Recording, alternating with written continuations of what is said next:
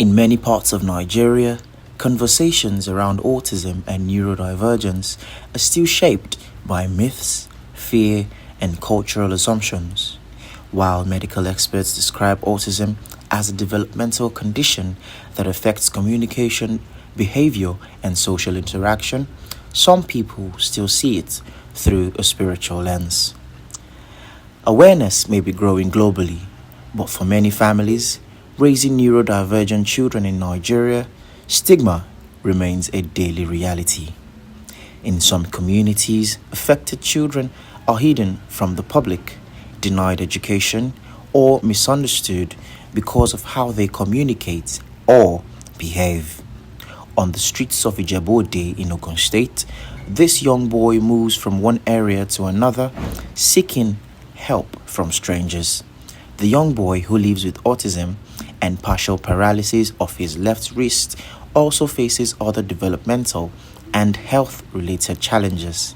Though he struggles with speech and communication, his responses reveal awareness, intelligence, and dreams that many around him may never notice.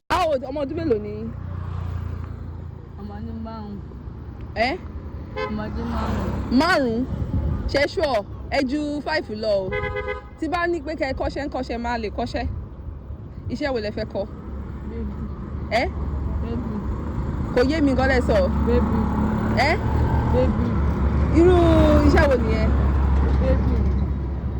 ṣé ní bíbá yà bí ṣé bíbá ilẹ̀ máa fẹ́ kọ́ iṣẹ́ yẹn ni ẹ ṣe lọ school rárá school wo lẹ lọ bébù àwọn òbí yín kọ́ wọn ò sílé báwo lẹ ṣe wá ń jẹ báwo lẹ ṣe wá ń mu báwo lẹ ṣe ń jẹ báwo lẹ ṣe ń mu. ọwọ́ mi ni ọdíyà oúnjẹ. ọwọ́ ọkẹ́ yín lẹ ń ṣe gbogbo bẹ́ẹ̀ ṣe fẹ́ lọ sí school rárá school wo lẹ fẹ́ lọ.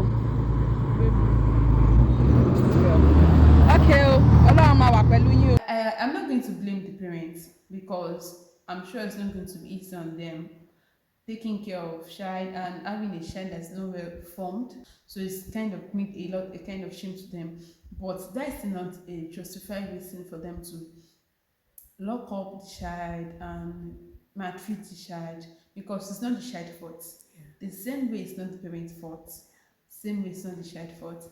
And also I can say is that though autism is what can majorly is transit from childhood to adulthood to the end of a lifetime, but with proper care, proper diet, it can be managed. And that's autism is something that if it's taken care of at the early stage, childhood, with proper diet, this is a problem that affects the brain, and if the brain is being fed well, if there's a way that it will go back to its normal setting and function properly. So my advice to those parents is that they should be gentle and patient with their children, because it's not the fault of the child, neither is the fault, it's also neither their own fault.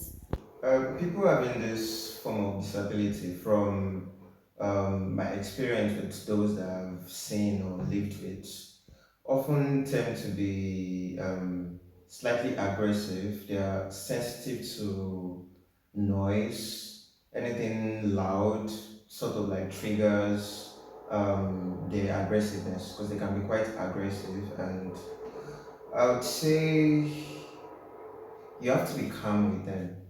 You have to actually like settle down and talk to them calmly. If not, they might see it in a different way and just turn out all aggressive towards you.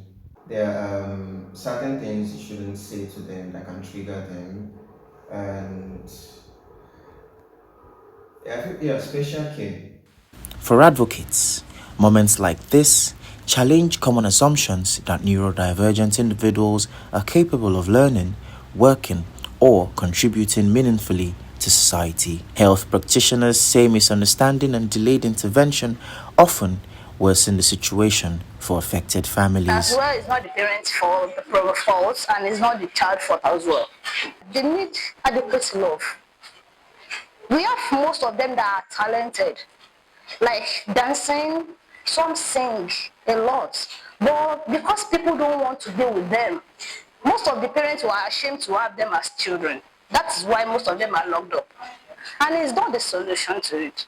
Just have a good communication with them, let them be free, find something that makes them happy. Through that, you pass some interaction with them. From there, you know how intelligent they are. So by practicing some maybe dancing steps, giving them some stuff to go through, from there you know that they are talented. They don't need to be indoor always. They just need to be out with other people, be with children like them, or even if they are adults, they just have to try something. They really need that. There are some that they look normal, you hardly know, but you only know through their character and their reactions to issue. The first set, most generally, all autistic children, they are very aggressive and they always get annoyed at things that it can even be a toy or food or anything. That's how you recognize those who are physically okay, but they are autistic in nature. Religious and community leaders are also beginning to call for more awareness and compassion. Across the streets, opinions remain divided. While some residents admit they still know very little about autism and mental health, others believe society must do more to create awareness and support families living with neurodivergence. Is a way a person's brain develops that makes them think differently, act differently, interact differently, and like see the world differently. Because they are humans. Okay, nobody made themselves right. So no matter like how a person is, the condition, disability or something, everyone should be treated fairly regardless. So if there's an emotional balance with them, when you treat the other kids, you are treating that same child like that. I think he or she's going to adapt to the environment. It's going to improve he or she. Like the guy I'm talking about is one. He wash plates, he do everything. But if the children that are doing it, it's going to use skin to the same thing. They might washing the plate, they should be raising it. Though it's going to make the work more longer and like stressful for them, but it's not wanting to participate in it. That's just it. Just I think the parents should just put work in them not to do so.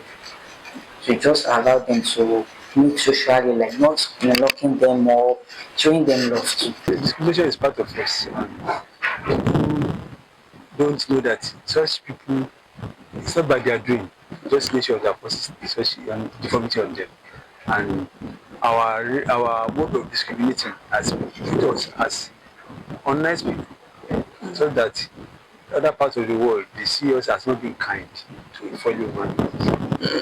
And that's part why in the developed world, those people, as you call the weak, they are only protected by the state.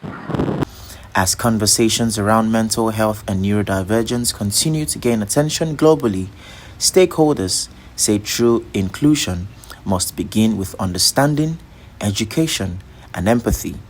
Well, I can say it's commendable compared to the past years because we have a lot of mental health awareness advocacy going on now in these days.